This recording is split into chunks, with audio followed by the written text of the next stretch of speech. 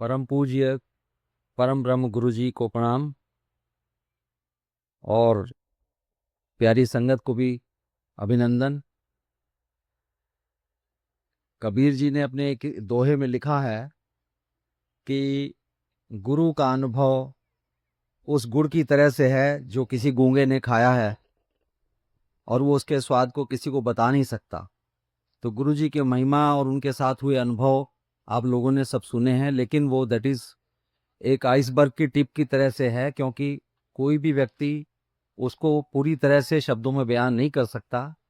हम और आप रोज उनकी कृपा को महसूस करते रहते हैं, लेकिन शायद बताने के लिए हमारे पास सिर्फ वो कांटे याद रहते हैं जो बहुत ज़्यादा चुभते हैं, और जब गुरुजी उनको निकालते हैं तो हम एक दो दृष्टांत इस तरीके के आपको बता सकते हैं। पर मैं आपके साथ में अपना एक ये अनुभव या विचार कहिए शेयर करना चाहता हूँ कि हम सब इतने भाग्यशाली हैं जो उनकी कृपा से यहाँ पर इकट्ठे हुए हैं। क्योंकि जब से इस जन्म में मैंने गुरुजी के पास आना शुरू किया है, तब से मैं हर एक व्यक्ति के अनुभवों में एक बात जरूर सुनता हूँ और इसको समझता भी हूँ कि यहाँ पर आप उन्हीं के बुलावे पर आते हैं। जब किसी न किसी वजह से वो आपको याद करते हैं, आपको यहाँ आने की आज्ञा देते हैं, तभी हम यहाँ पहुँच पाते हैं।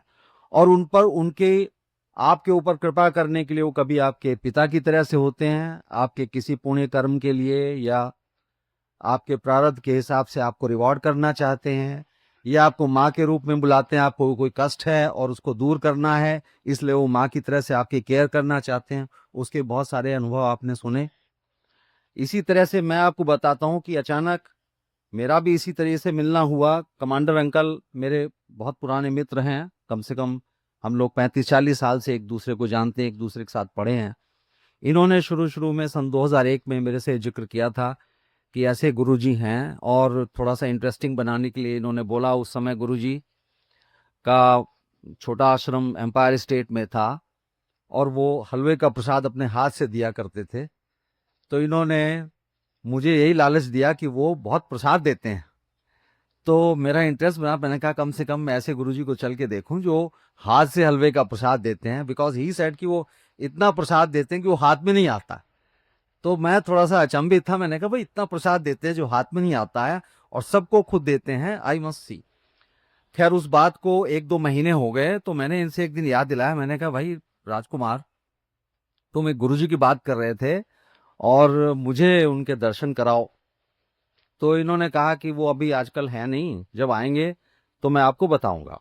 उसके बाद फिर 1-2 महीने बीत गए और ये मई के शुरुआती हफ्ते की बात है। एक दिन अचानक विचार आया कि आज तो जरूर ही गुरुजी के दर्शन करने हैं।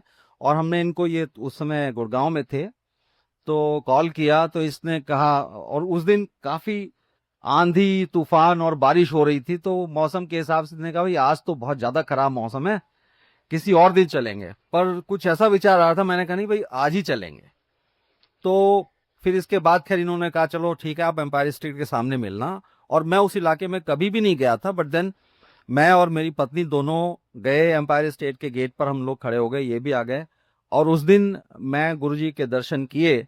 तो जैसा कि आप सबका अनुभव है, दर्शन करते ही आपको सबसे पहले ये लगता है कि आपकी सारी चिंताएं दूर हो गई हैं, जैसे कि आप साक्षात भगवान के पास पहुंच गए। और इसमें कोई शक भी नहीं है, क्योंकि गुरुजी साक्षात भगवान हैं।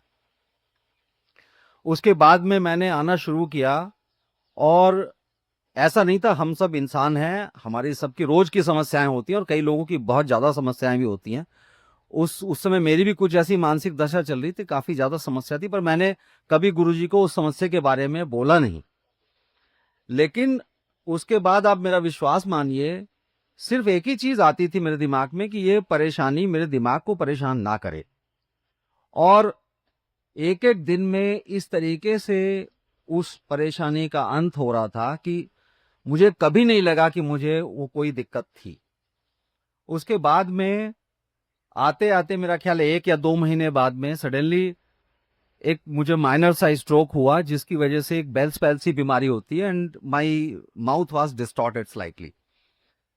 तो मुझे बड़ी शर्म भी आती थी और ये भी मन करता था कि गुरुजी के यहाँ जाए, पर लगता था कि संगत में ऐसे बैठेंगे और वहाँ चाय प्रसाद मिलता है, कई बार चाय भी निकल सकती है उसकी वजह से, तो कैसे करें।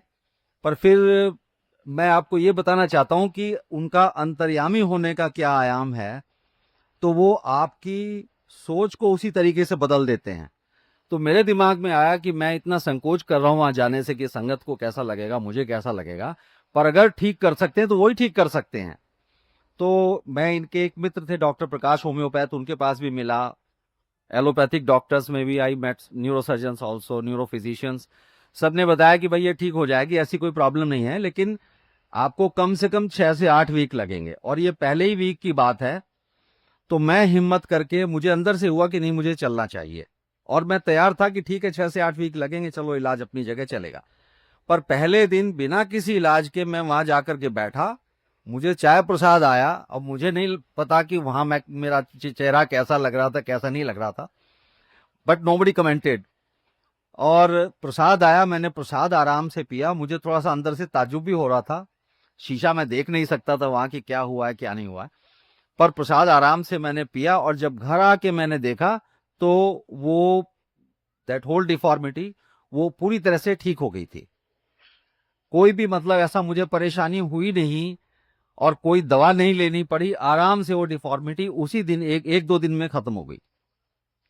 इसी तरह से एक बार ऐसा वाकया हुआ कि मेरा ट्रांसफर हो गया गुजरात में। गुरुजी को सूचना के तौर पे बताने गया, गुरुजी मेरा ट्रांसफर गुजरात हो गया, और मैं बहुत परेशान था, क्योंकि उस समय दिल्ली से मेरा कम से कम 8-10 साल से मैं बाहर नहीं गया था। तो आई थोड़ा हेजिटेंट थे कि पता नहीं गुजरात में किस तरह के गुजराती लोग बोलते हैं, किस तरह का एटमॉस्फेयर होगा, क्या होगा। तो गुरुजी ने कहा ठीक है, चंगा है, जा ऐश कर। तो उसके बाद फिर दूसरा तो कोई क्वेश्चन था नहीं, मुझे फिर जाना ही था। मैं गया, और वहां मैं 2-2.5 साल रहा, बड़े आराम से, बड़े सम्मान के साथ में। और वहां 2 साल का टेन्योर था, तो जब लगभग 2.5 साल हो गए, तो मेरे मन में आया कि मुझे गुरुजी से कहना चाहिए कि आप जो है, मुझे आप वापस दिल्ली बुला लो। पर हिम्मत नहीं हो रही थी, और मैं इस पशोपेश में था कि गुरुजी, सुनता था सब लोगों के सत्संग में कि गुरुजी से कुछ कहने की जरूरत नहीं। मैं भी जानता था कि भगवान को कुछ कहने की जरूरत नहीं है, लेकिन फिर भी एक मनुष्य होने के नाते दिमाग में ये रहता था कि चलो कह देते हैं। और ये भी देखता था कई लोग कह भी देते हैं गुरुजी से अपनी इच्छा। तो मैं इसी पशोपेश में एक दिन आया, तो मेरे कुछ कहने से पहले ही मैं सोच रहा था कि हिम्मत करूं या ना करूं। गुरुजी ने कहा, एक आंटी अपना सत्संग सुना रही थी, तो गुरुजी ने कहा इनकी बात सुनो, इतने सुनो। तो उन आंटी का सत्संग मैं पहले भी 3-4 बार सुन चुका था, और शायद गुरुजी भी जानते थे इस बात को, लेकिन फिर भी उन्होंने कहा कि इनकी बात सुनो। मैं बैठ गया। सत्संग सुनाने के बाद में उन आंटी ने 3-4 बार ये बात कही, एक तरह से मेरी तरफ को होकर के ही, कि गुरुजी को कुछ कहने की जरूरत नहीं है। तो मुझे जैसे एक सहारा मिल गया। मैं तो पहले ही जरा हेजिटेंट था, मुझे सहारा मिल गया कि भाई तुम्हें कहने की जरूरत नहीं। मैं चुपचाप बैठ गया। उसके नेक्स्ट टाइम जब मैं आया, तो हम गुरुजी का प्रणाम करके बैठे, तो मेरी वाइफ मेरे पीछे पीछे थी। तो गुरुजी ने कहा कि कहाँ से आए हो। और तब मुझे आते हुए कम से कम 5-6 साल हो गए थे, तो उनको पता था कि ये कहाँ से आते हैं। पर फिर भी उन्होंने पूछा कहाँ से आते हो।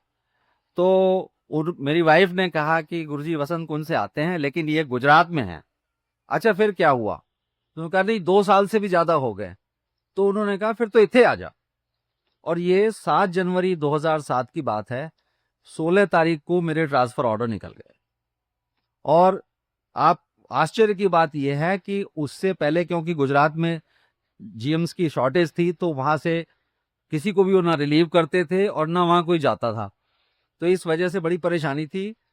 1 साल से किसी का ट्रांसफर नहीं हुआ था, और मेरा सिंगल ऑर्डर निकला, उसके बाद भी 1 साल तक कोई ट्रांसफर नहीं हुआ वहां से।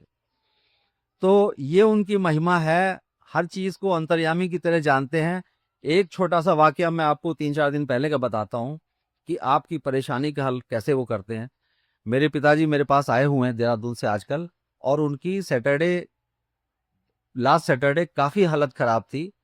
इतनी ज्यादा तबीयत खराब हो गई थी कि लगभग 1-1:30 बजे के करीब मेरा विचार बना कि अब इनको लगता है हॉस्पिटल में एडमिट कराना पड़ेगा। फोर्टिस हॉस्पिटल हमारे पास में है।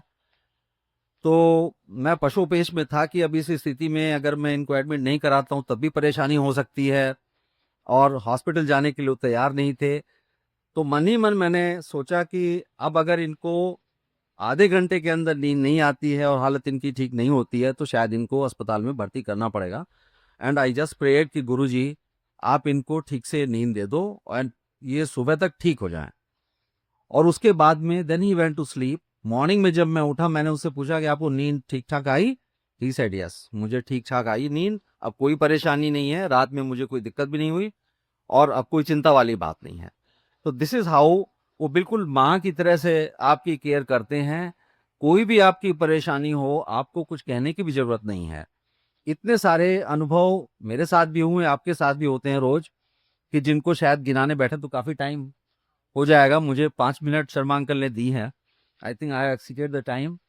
सो मैं आप लोगों से सिर्फ आपको यही विश्वास दिलाना चाहता हूं कि हम सब अपने अपने प्रारब्ध और अच्छे गुणों, अच्छे कर्मों की वजह से यहाँ इकट्ठे हुए हैं, एक दूसरे के साथ जुड़े हैं। और जैसे कि गुप्ता अंकल ने कहा कि गुरुजी ने हमें एक माला की तरह से पिरोया हुआ है, तो इस माला का की सार्थकता तभी है जब हम गुरु को याद करते हैं, उस परम ब्रह्म परमेश्वर को याद करते हैं जो हमारे बीच में है और हमारी सारे परेशानियों में हमारे माँ बाप से भी आगे बढ़ कर के खड़े होते हैं। धन्यवाद। जय गुरु जी।